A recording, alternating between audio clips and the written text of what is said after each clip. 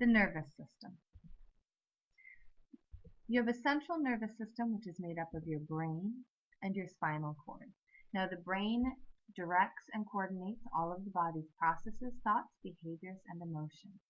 It's the spinal cord, though, that is this bundle of nerves that is protected by your vertebrae, which is responsible for carrying those messages from the brain throughout the body. So let's talk a bit about the brain. The brain is made up of 100 billion neurons, and it's divided into three major parts. The brain stem, which is made up of the midbrain, the pons, and the medulla. The midbrain and pons send messages between different parts of the brain. The medulla is what controls all involuntary actions. So involuntary actions like your heart beating, breathing, blood pressure, things like that. Your cerebellum is responsible for interpreting messages from your senses, so like your eyes, your ears, as well as controlling movement. Okay, it coordinates all voluntary muscle movement. So it's also responsible, cerebellum is also responsible for muscle tone and balance.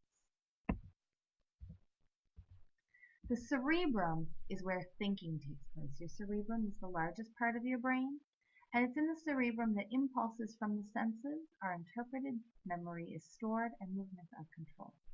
Now your entire brain is surrounded by a bony skull, as well as three membranes and a layer of fluid, and all of this is to protect your brain.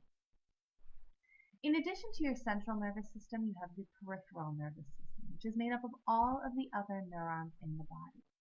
You have 12 pairs of nerves from your brain called cranial nerves, and 31 pairs that extend outward from your spinal cord called spinal nerves. Now, some of these nerves contain only sensory neurons, and some only motor neurons, but most nerves contain both types of neurons. So sensory neurons are responsible for getting information and sending that information to the brain. Motor neurons are responsible for taking the message from the brain out to the muscles. You have a somatic and autonomic nervous system. Now, the somatic system controls all voluntary actions, and it's made up of the cranial and spinal nerves that go from the central nervous system to your skeletal muscles. The autonomic system is what controls all of your involuntary actions, which are those that are not under your own conscious control. And the way the autonomic system works is the neuron, or nerve cell. It carries messages to and from the spinal cord and brain. And then impulses, or the message itself, is a signal that is then passed through the neuron. There are a number of types of nerve cells. So there's sensory neurons, which receive information and then send impulses to the brain or spinal cord. Interneurons, which are responsible for relaying these impulses to motor neurons. And then motor neurons, which actually conduct impulses from the brain or spinal cord to muscles or glands throughout the body. So it's the motor neurons that actually are causing the change. So nerves are made up of nerve cells, or neurons. A neuron or nerve cell has a very specific shape. Okay, there's the cell body with all these little branches, which are called dendrites, and then a long part called the axon. And the axon is actually surrounded by this thing called myelin, and the job of myelin is to speed up how fast the impulse travels throughout the neuron. So dendrites receive impulses from other neurons, and then they send them to the cell body.